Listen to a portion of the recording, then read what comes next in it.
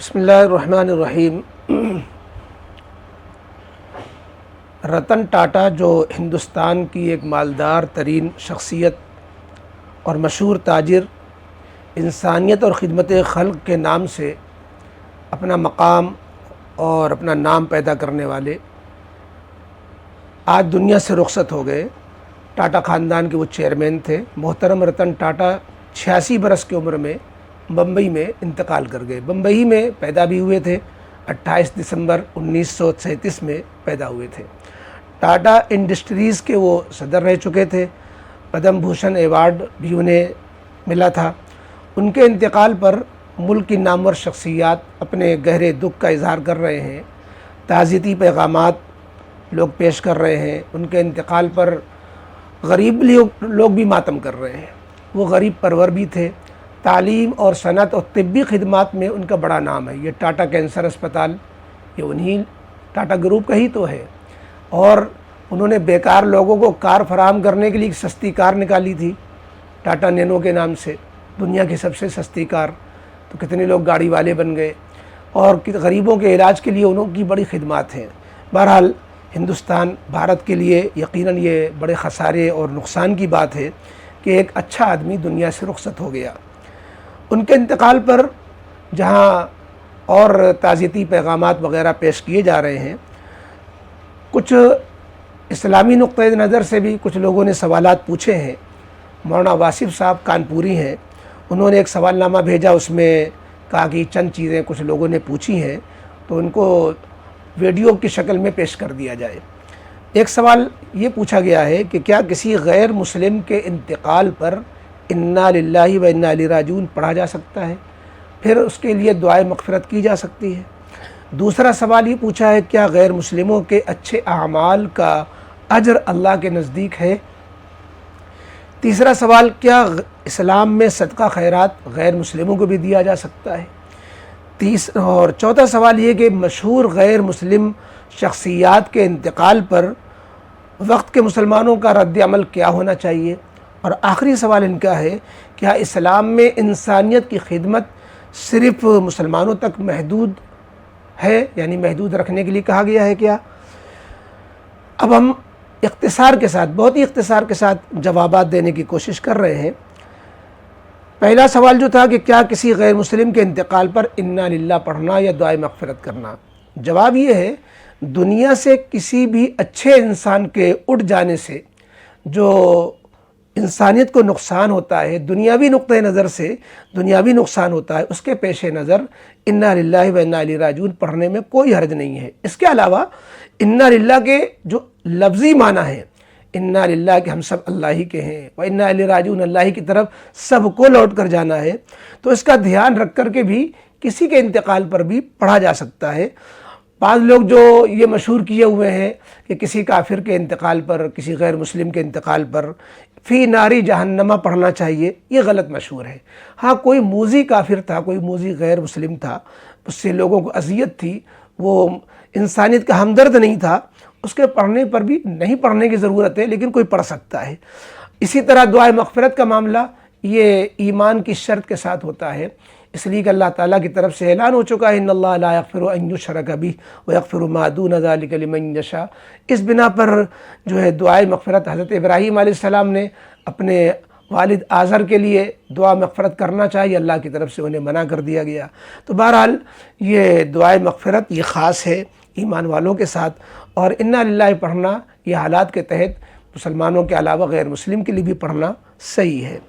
آپ کا جو دوسرا سوال ہے کیا غیر مسلموں کے اچھے اعمال کا اجر اللہ کے نزدیک ہے، تو غیر مسلموں کے جو اچھے اعمال ہوتے ہیں، مثلا یہی رتن ٹاٹا صاحب کی بہت سے خدمات طبی لائن میں، صحت کے لائن میں، تعلیم کے لائن میں، جو ان کا ٹرسٹ ہے ٹاٹا ٹرسٹ ہے، اور اس طریقے سے جو ان کے بہت سے کام ہیں، تو اس کے سلسلے میں اسلامی اصول یہ ہے کہ اللہ تعالیٰ نیک اعمال جو غیر مومن کے نیک اعمال ہوتے ہیں ان کے فائدے اللہ پاک دنیا ہی میں پہنچا دیتے ہیں، دنیا ہی میں دے دیتے ہیں۔ آخرت کے اعتبار سے اعمال کی قبولیت کا دار و مدار ایمان پر ہے۔ آخرت کے اعتبار سے اعمال کی قبولیت کی شرط چونکہ ایمان ہے، اور ایمان سے محرومی کی بنا پر آخرت میں اس کی نجات کی شکل میں ان نیک اعمال کا کوئی فائدہ ملنے والا نہیں ہوتا۔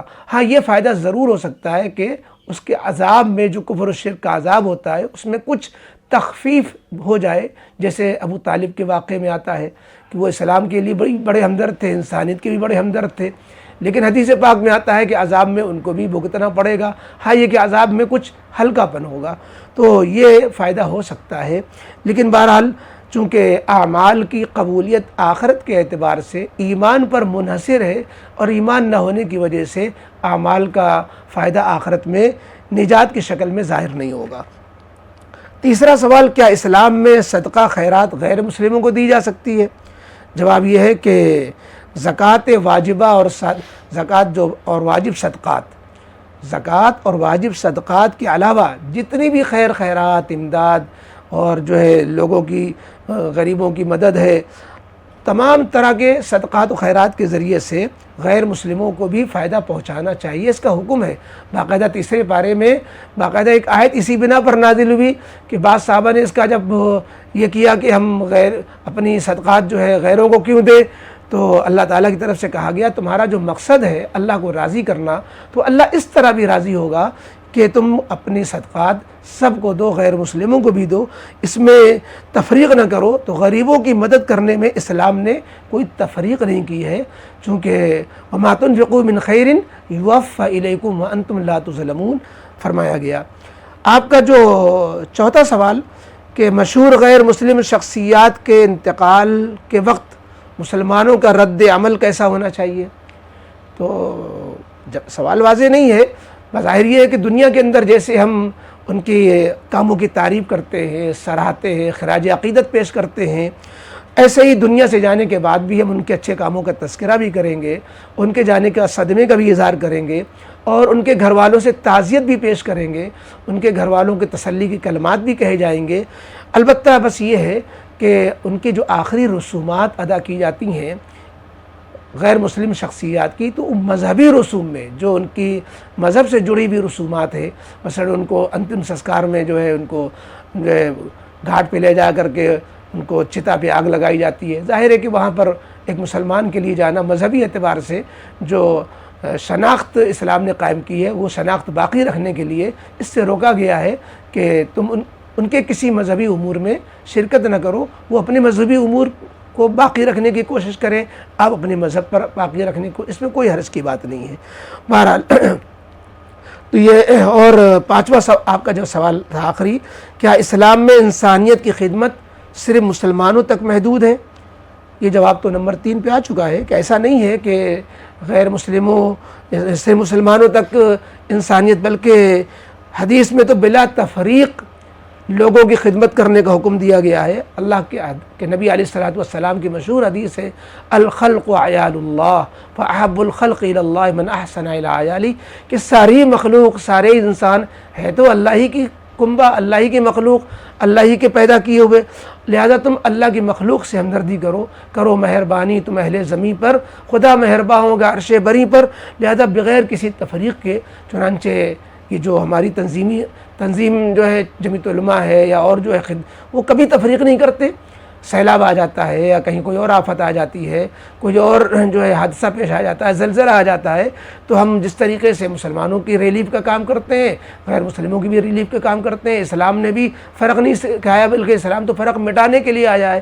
اب جو لوگ فرق کر کے جو ہے منہ دیکھ کر کے تعصب کے ساتھ ایک دوسرے کی خدمت کرتے ہیں، تو وہ انسانیت کے ہمدرد نہیں ہیں، وہ بلکہ وہ لوگوں میں بھید بھاؤ کرنے والے لوگ ہیں، اس کو اسلام پسند نہیں کرتا۔ تو بہرحال دنیا سے آج رتن ٹاٹا رخصت ہو گئے، اس کا صدمے کا اظہار سب کو کرنا چاہیے، اور یہ بات بڑی عبرت کی ہے کہ دنیا کے گنے چنے مالداروں میں تھے وہ، یعنی جب دنیا کے مالدار ترین لوگوں کی فہرست تیار کی جاتی ہے تو ان کا جو ہے ٹاپ 10 میں بھی آ جاتے ہیں اور کبھی اوپر نیچے بھی ہوتے ہیں، یہ ان مالدار ترین لوگوں میں تھے۔ لیکن خلیل الرحمن سجاد نعمانی صاحب دعوت برکات، تم نے جو واقعہ سنایا کہ ہوائی جہاز میں ایک مرتبہ بغل میں ان کے ساتھ بیٹھنے کا اتفاق ہوا تو مولانا منظور نعمانی نے ان سے کہا کہ آپ تو بہت خوش دنیا کے ان لوگوں میں ہوں گے جو بہت خوش ہوں گے دنیا میں اور بہت خوشحالی کی زندگی گزار رہے ہیں. کہنے کہ کوئی اور سوال کیجئے. بچپن میں مجھے خوشی نصیب رہی ہوگی لیکن اب میرا جو حال ہے مجھے مت پوچھیے. تو ضروری نہیں کہ سامان راحت ہو تو راحت بھی ہو، سامان خوشی ہو تو خوشی بھی ہو، سامان صحت ہو تو صحت بھی ہو، سامان نیند ہو تو نیند بھی ہو. یہ ضروری نہیں ہے. اس لیے بابا رتن جو ہے رتن ٹاٹا تو یہ دنیا کے ساز و سامان، وہ دنیا سے جیسے دنیا میں اکیلے پیدا ہوئے تھے، خالی ہاتھ دنیا میں انسان آتا ہے، دنیا سے خالی ہاتھ چلا جاتا ہے. دنیا کے مالدار ترین لوگوں میں ہوتے ہوئے بھی اور خالی ہاتھ دنیا سے رخصت ہو گئے اور یہ ساز و سامان اور یہ ساری جو دنیا کی جو ہے ساری چیزیں یہیں چھوڑ کر یہ انسان غریب اور امیر سب کا یہی حشر ہونے والا ہے. جو چیز مرنے کے بعد کام آنے والی ہے ایمان کے ساتھ اس کو اس کی طرف توجہ دینی چاہیے. ایمان اور ایمان کے ساتھ جو کام آنے والی ہے اور وہ اسلام نے چیزیں جو بتائی ہیں ہم جو ہے اس کی طرف زیادہ مسلمان بھی جو نام کے مسلمان بنے ہوئے ہیں اور آپ مرنے کے بعد کی تیاری نہیں کرتے، مرنے کے بعد کی تیاری کے لیے بھی کچھ کر کے رکھنا چاہیے ورنہ سب کچھ چھوڑ کر یہیں سے چلا جانا ہے. ہم بڑے ہستیاں بھی چلی جاتی ہیں، غریب بھی چلے جاتے ہیں. ہمیں موت سے سبق لینی چاہیے. کفا بالموت واعظا.